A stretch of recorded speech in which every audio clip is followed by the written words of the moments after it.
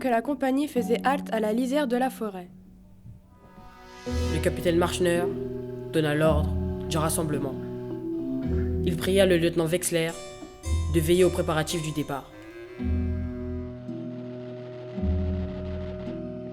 Là-bas, par-delà la colline abrupte qui dérobait le champ de bataille, des mitrailleuses moulinaient leur tac-tac-tac assidu. C'était le tir de barrage qu'il fallait traverser. 2 kilomètres de rase campagne entre l'autre versant de la colline et les tranchées. Une fureur sourde agitait le capitaine Marschner lorsqu'il parut devant ses hommes alignés. Tous regardaient ses lèvres en retenant leur souffle. Que dire? Surtout pas de langue de bois patriotique. Ça sentait trop le sapin. Bonne chance, mes enfants. En avant! Quelle honte! Quel rôle dégoûtant il avait joué.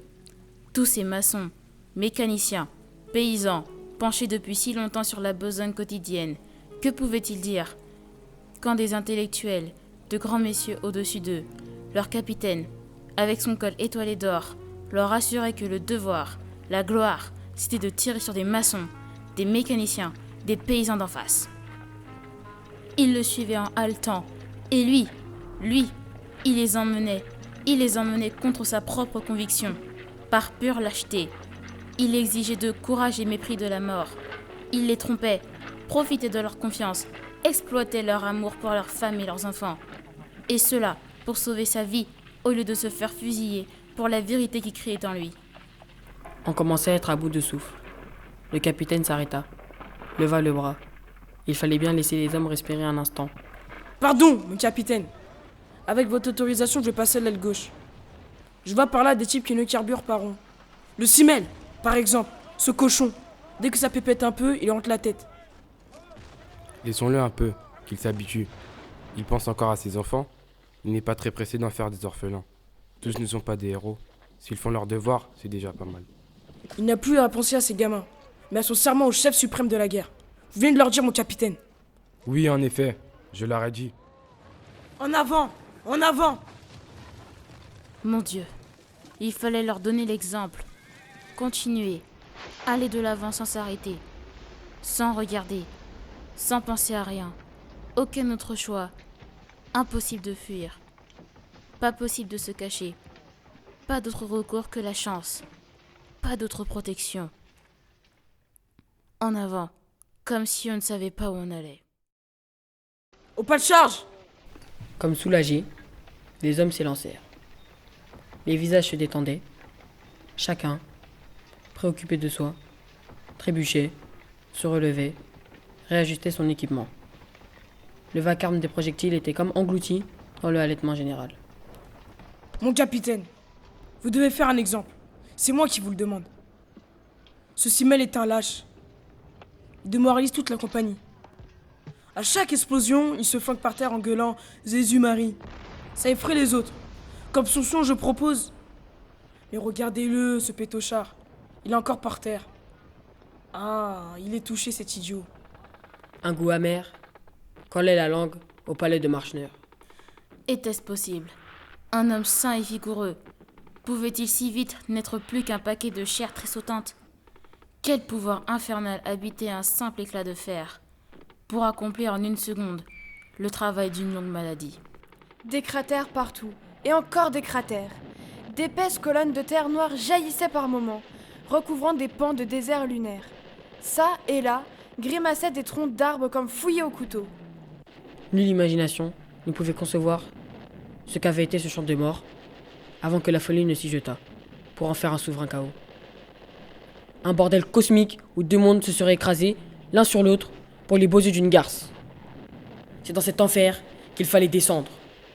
C'est là qu'il fallait vivre 5 jours et 5 nuits, avec cette poignée d'apprentis cadavres, embrochés tout frétillant à l'hameçon pour servir d'appât à l'ennemi. La compagnie se retrouva en bas de la vallée, à l'entrée des boyaux souterrains. 13 hommes de perdus. L'orgueil vibrait dans cette voix triomphale. Jubilation de gamin à son premier poil au menton. Les blessés ne comptaient pas. Ce n'étaient que des figurants. Ils formaient le décor en pâte humaine de son héroïsme à lui, le lieutenant Wexler. 13 amas de chair, 13 flambeaux pour éclairer sa gloire, et célébrer son courage. Le capitaine Marschner dépassa Wexler.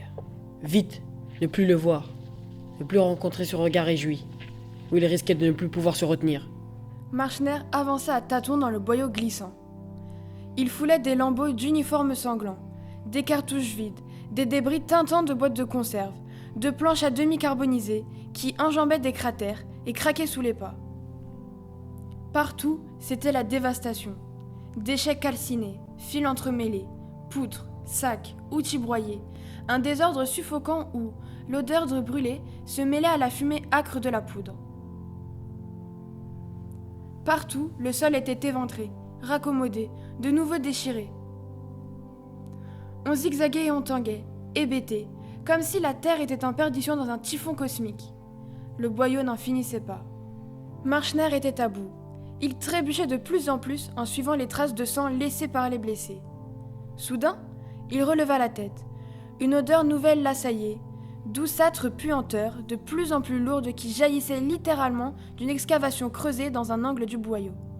Pris de nausée, il découvrit un monceau d'uniformes sales, déchiquetés, empilés les uns sur les autres, en lignes étrangement rigides. C'étaient des cadavres, entassés, là, comme des poutres sur un chantier, tels que la mort les avait pris. La bâche qui les recouvrait avait glissé. On voyait des grimaces, gris de pierre, des mâchoires pendantes, des yeux désorbités. Les bras d'en haut tombaient sur des faces pourries, piquées de taches de décomposition. La relève! La relève! La relève! La relève! La relève! La relève! La relève! La relève! Ce hurlement de délivrance, comme si ce cri eût réveillé les morts. Des têtes blêmes sortaient de tous les coins, des blessés aux pansements sanglants, des silhouettes branlantes accrochées à leurs fusils. Il en arrivait de partout, qui prononçaient de leur bouche, sans voix, le même mot magique. La relève! La relève! La relève! Le lieutenant qui commandait la position apparut. Il n'avait plus grand-chose d'humain. Visage gris, yeux éteints aux paupières rougies, que des cernes agrandissaient démesurément. Barbe, cheveux, vêtements, tout avait disparu sous une épaisse croûte de glaise et de boue. Il semblait sortir de sa tombe.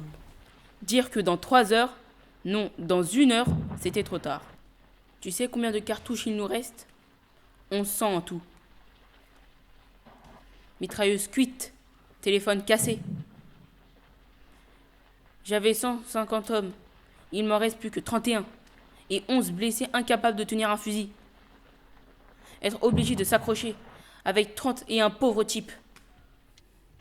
Cette nuit, quand ils ont rappliqué, on était encore 45.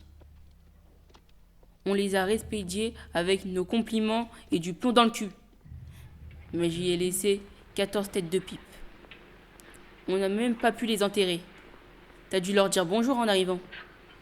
Bon, maintenant, on dégage. Adjudant, marche. Salut, mon capitaine. Ils vont faire une drôle de tête, ceux d'en face, quand ils vont rappliquer pour la zigouillade du soir. 150 fusils, 2 mitrailleuses neuves. Ils vont déguster cela. Dommage de ne pas être de la fête. Au revoir, les gars. Bonne chance. Soudain, le grand calme. Plus d'explosion, rien. Tous les yeux attendaient avec horreur. Tout à coup, un choc fit ondoyer le rang. Wexler bondit en arrière, bousculant le capitaine. Les voilà! Parvenu à l'orifice de l'escalier, Wexler souffla à pleine joue dans le sifflet d'alarme. À l'horizon, le soleil se couchait dans un flamboiement de rouge. Sur ce fond éblouissant, des silhouettes noires se découpaient comme des insectes endiablés. Toutes petites d'abord, elles disparaissaient, réapparaissaient, grossissaient, étendant leurs fusils à bout de bras comme des tentacules. Leurs cris étaient comme des aboiements lointains. Enfin, crépita le tac-tac-tac systématique et urgent des mitrailleuses. Les fusils aboyèrent comme des chiens enragés. Une faim de tuer durcissait les visages. La haine et la colère faisaient gronder les hommes lorsque des rangs nouveaux apparaissaient derrière ceux qui s'abattaient. Les canons des fusils chauffaient au rouge. Le carnage approchait. En face, les ombres délirantes trépignaient, tombait, se relevait, s'enchevêtrait. Un tel écœurement le saisit qu'il ferma les yeux, comme pris de vertige, et s'adossa à la tranchée. Fallait-il voir ça? Des hommes qui s'entretuaient, là, devant lui. Il arracha son revolver de son étui, en sortit les cartouches et les jeta. À présent, il était sans défense.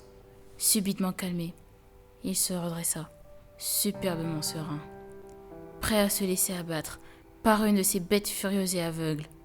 Au moins, il finirait en homme, sans haine, sans colère, les mains propres.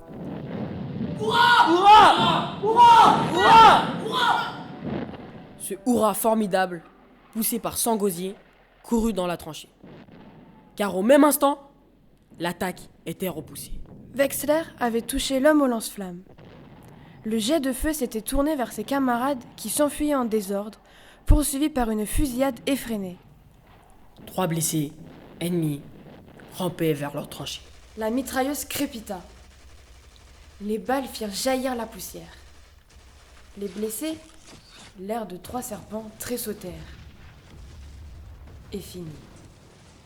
Abasourdi, Marschner resta, muet, un instant. Lieutenant Wexler, À vos ordres, mon capitaine! c'est vous qui avez tiré? Oui, mon capitaine! Vous devriez avoir honte. Un vrai soldat ne tire pas sur les blessés. Tenez-vous le pour dit. Pardon, mon capitaine. Mais celui de devant cachait les autres. Je n'ai pas pu l'épargner. D'ailleurs, je pensais que nous avions ici assez de bouches à nourrir. Ces considérations sont superflues. Je vous défends de tirer sur les blessés. Tant que je commanderai, tous les blessés seront sacrés, amis ou ennemis, compris. Dans ce cas, je prie respectueusement mon capitaine de bien vouloir me confirmer cet ordre par écrit. Mon devoir est de nuire au maximum à l'ennemi. Blessés ou non, les hommes que je laisse échapper reviendront tôt ou tard pour tuer les nôtres. Vous aurez l'ordre par écrit. Un sifflement d'une violence terrible lui coupa la parole. Il pensa, c'est pour moi. Au même instant, il vit un objet ressemblant à un gros crapaud noir tomber du ciel, se planter dans la tranchée, et un volcan jaillit du sol enflammé.